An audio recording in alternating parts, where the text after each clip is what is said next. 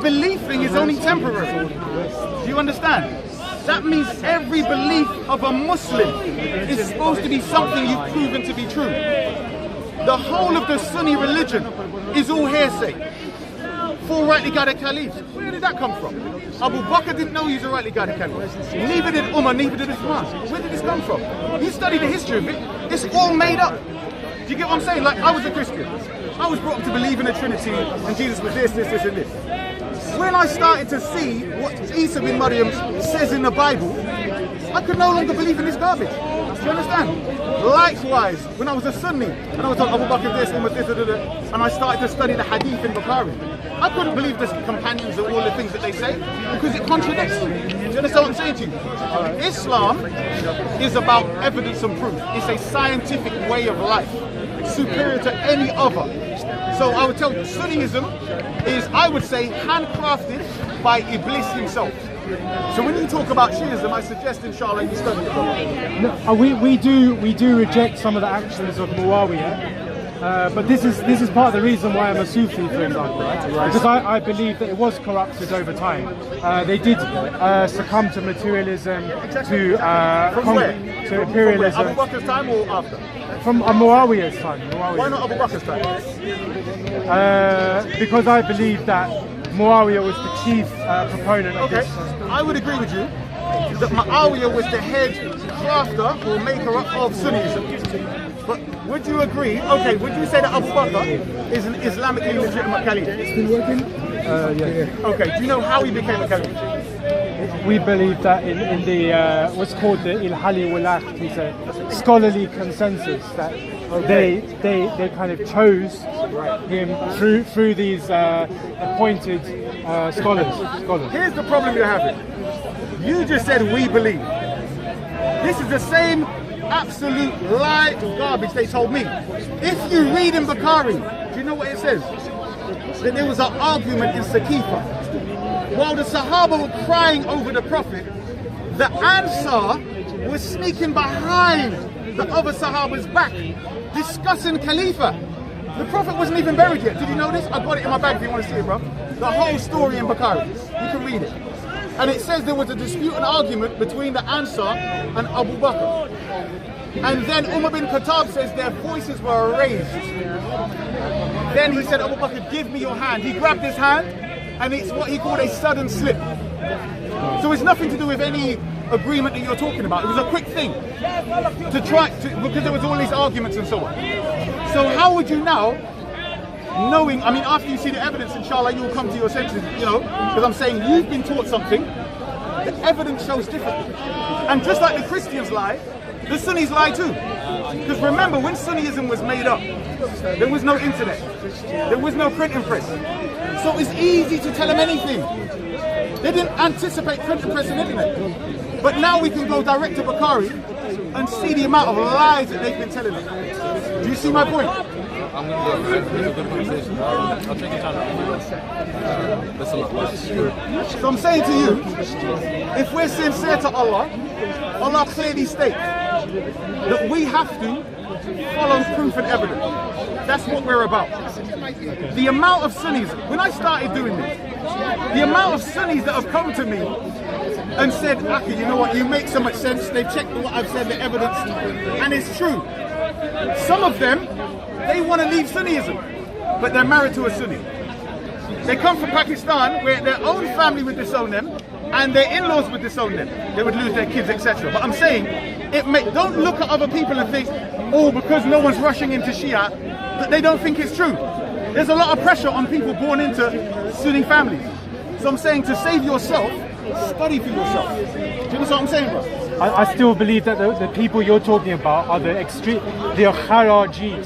These are the equivalent of ISIS today. We're talking about Abu Bakr. Listen, I don't know what you missed. I'm saying what you were told about Abu Bakr contradicts the evidence.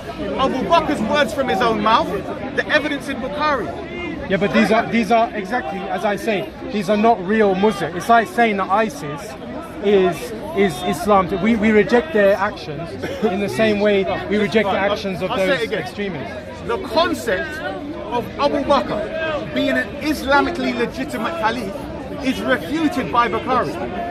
So you talking about ISIS and Khawarij is irrelevant. Do you understand? Because they didn't exist. Do you understand? Okay, he describes the events, but where does he say? Okay, Bukhari. How does he say that it was un-Islamic? What did he say exactly about what? Listen. In Sunniism, they've innovated and made up 3 ways to become a Khalif. Yeah, in the Sunni religion. Number 1, you conquer. Number 2, you're appointed by a previous Khalif. Number 3, shura. Abu Bakr's was a sudden slip. So if you're having an argument and you disagree and you go, hey, give me your hand, and he gave him bay'ah, that's how he became a Khalif. That's not Islamic. Who was reluctant? Well, even that's even worse. Brother, you're not listening. What's that got to do with legitimacy of Khalif? It's the fact that actually at the end of the day, look, I'm still a student. I'm not trying to say I'm a scholar. I'm not a star. I'm not a scholar. Innit? My understanding was, at the time of the Prophet when he passed away, that obviously to cause they needed a Khalifa straight away, only to keep the unity. Islam was unity. So the Prophet didn't know this? Obviously the Prophet was dead. No. So before he died, he didn't know they would need a leader. Right, so how come, listen to what he just said, to save all the fitna, they had this debate about Khalifa. Only the Sunnis lie on our Prophet and Allah, and they claim that Allah did not mention anything about Khalifa, despite Allah saying he's left nothing out the book.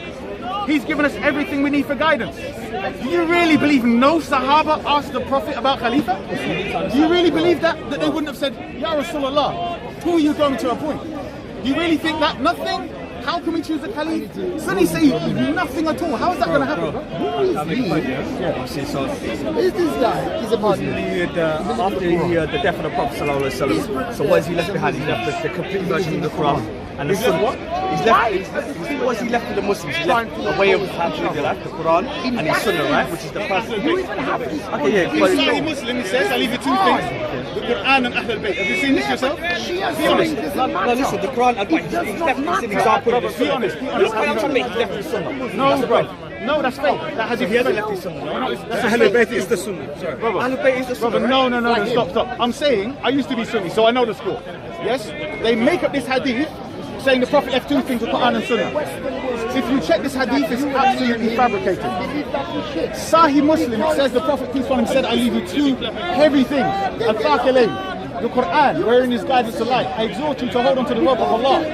He said the second is my Ahlul Bayt. He said that 3 times. We both believe in the Quran. We believe in Allah. We believe in Ahlul Allah. Bayt, brother, listen. If he's left human beings, We don't. he then said, Man kunta mawla fahada Ali mawla. Which means whoever has me as his master, Ali is his master. The Western Europe look at Specific from the Ahlul Bayt is Ali.